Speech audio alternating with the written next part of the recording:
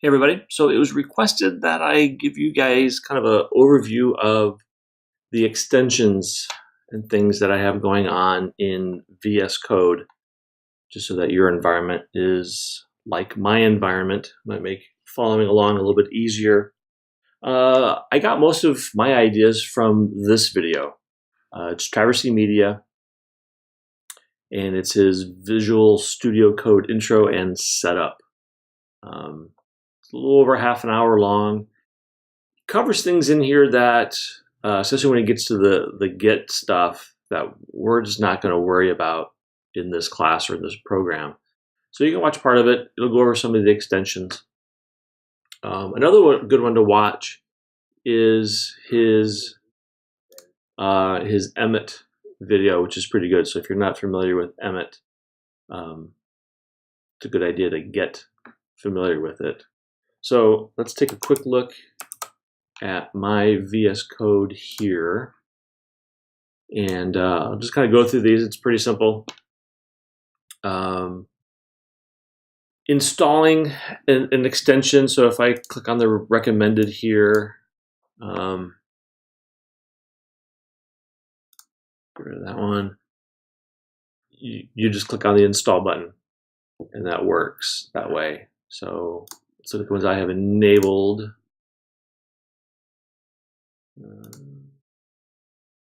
Just stick it down there. Here we go. So the first one here is bracket pair colorizer.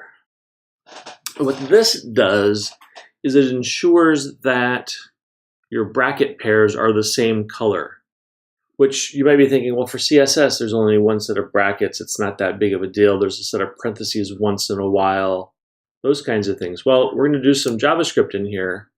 And when you get into that, it becomes very useful to be able to see what's wrapped around what. So you can look at this instance right here. We have light blue parentheses, yellow parentheses. Then we have a yellow curly bracket, right? And it ends down here. But within here, we have a bunch of other things going on. So you might say, well, where does that closed parenthesis come from? Well, it comes from way up here in this first line. So it just makes sure that they're colored the same, so you can quickly and easily match them up and see what's going to what. So that's bracket pair colorizer. The next one is IntelliSense for CSS class names in HTML. This one just kind of gives you, as you type things, it'll remember them and you can pick from your list, so it just saves on some typing. Name completion, basically, for your CSS class names and things. So that one's pretty handy. Live server, if you watch any of Traversy Media's videos, especially the more current ones, the old ones he's using Atom. But when he switched over to VS Code,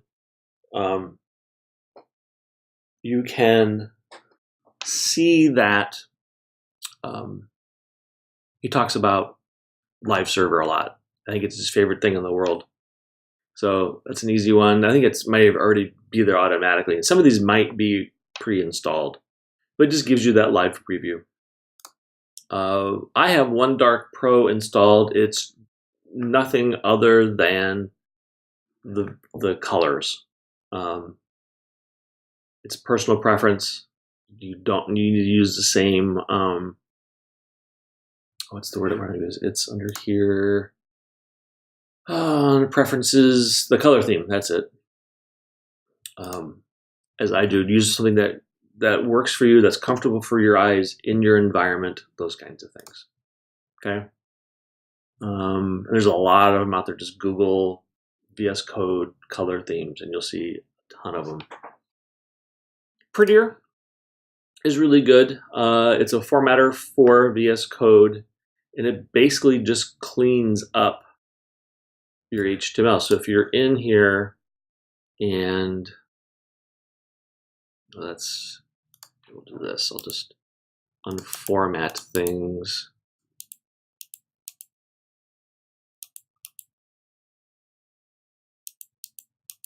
I'll pop that up to there. And then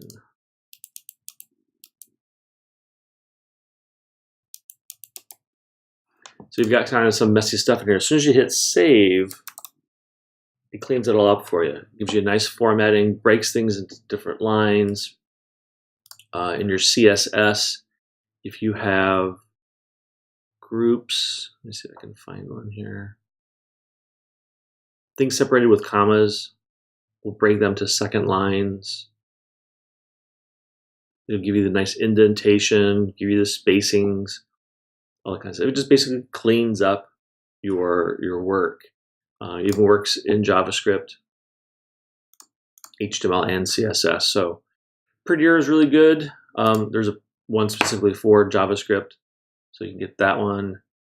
And then this one, the VS Code icons, literally is nothing other than giving you these types of icons.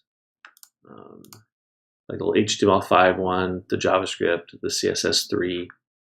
That's all that one does. So totally unnecessary. It's just candy. So that's all I'm using. You definitely want to, like I mentioned before, kind of get into learning Emmet. You can go out and let's see if I can find it. Hang on one second. Go to emmet.io. You can get the documentation. There's a whole bunch of stuff in here, but you can also download the cheat sheet. Let's see. It's in here somewhere. I don't know where.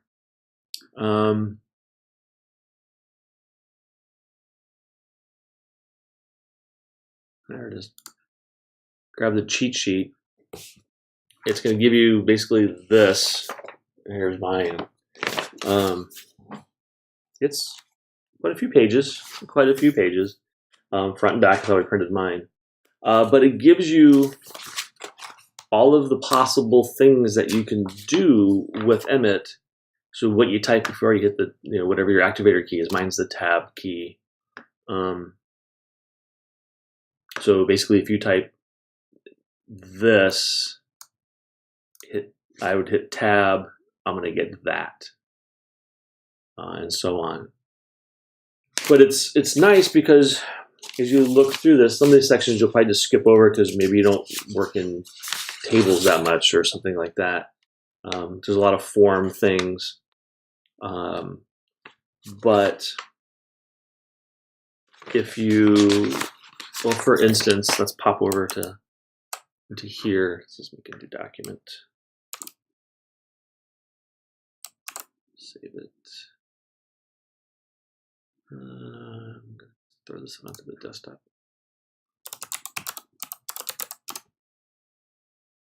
Right, so we all know that we can hit shift or the exclamation point and we get our page structure. We come in here. Our title, we can link. If I come down here and I just type link, hit tab, it's going to prompt me to grab my my style sheet. And there it is. That's not the one I wanted. That's weird. Anyway, it doesn't matter. Oh, it's because the file's in a different place. Duh. Isn't that in here? And so on and so on and so on and so on and so on, right? But as we're working in here, if I type P tab, I get paragraph tabs, or paragraph, I get a set of those. Any of the headline tags, I get those. If you just type dot container, I'm going to get a div with a class of container. If I do pound main, I'll get a div with an ID of main. If I want to do a comment, it is command for me I'm on a Mac, command and then the question mark / and no matter what you're in, I'm in my CSS and I do that, it gives me the comment for that you use in CSS. If I'm in JavaScript,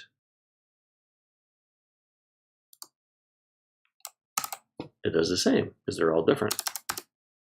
So that's pretty cool. So you could just, throw your comment in there instantly, boom, done. You don't have to like type all the weirdness out or try to remember which is which. One keystroke, boom, done. When you're working in your style sheet. So let me see if this works. I'll just do another style sheet.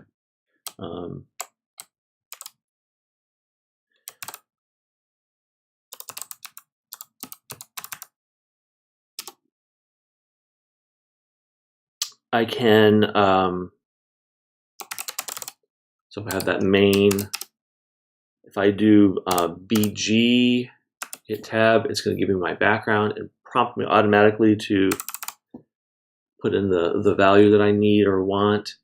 God, there's so many padding, right? How many times you type in padding? P gives you padding. M for margin, boom, done. It goes on and on and on and on and on and on. Text decoration, right? Boom, and it even puts a none in there because it knows that's probably what you're gonna want. There's I'm trying to think of some, a font family. You can do that instantly. There it is.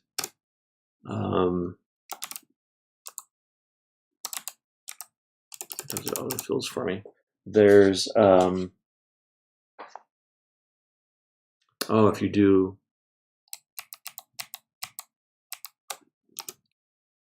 what is it? I do FF. Oops, it didn't work.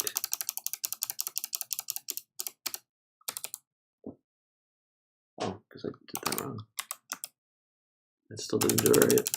Anyway, it doesn't matter. Yeah, background. I have some of these head. Oh, color. It's another one we constantly do. See, there you go. And you can throw your color in there very quickly, very easily. Look at my cheat sheet here. I highlighted some of the ones I try to remember. But I mean, just those, knowing those, that could just save you so much time.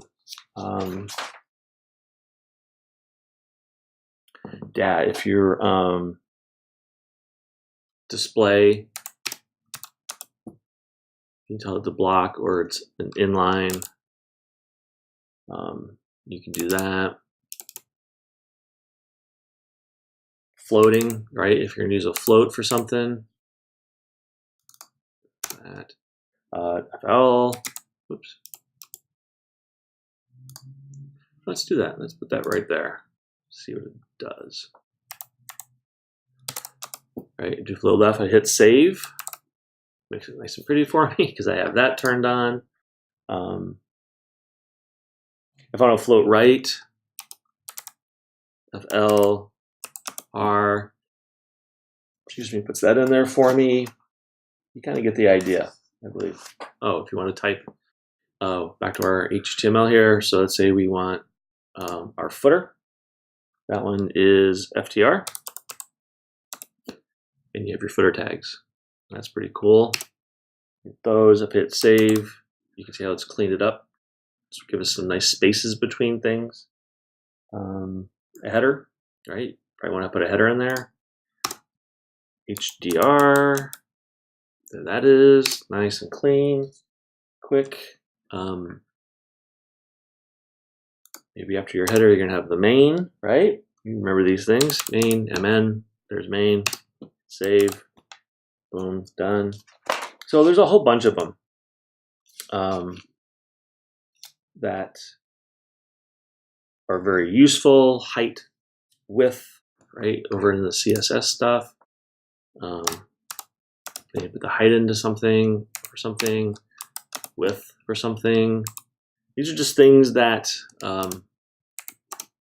you know, that I find myself spending so much time typing out, or then arrowing or clicking on the autofill, just one keystroke, done. Box sizing is 0. Box sizing is border box. Boom, done. That's pretty easy. You do max height. You can do max width. All that stuff. And it's all in that cheat sheet documentation you can download, or just look at the website if you don't want to print it out, or just view the PDF online. Doesn't matter. So that's a little bit of Emmet. Let's get rid of that stuff. And the extensions that I use, like, there's not very many, and one of them is just for a color theme. But check out that Travis C. Media video if you want. And there's probably other stuff out there too, not just his. I'm not paid by him or anything like that. He's not the only thing the only resource out there. So there's lots of them. Cool. All right. Hope that helps. See ya.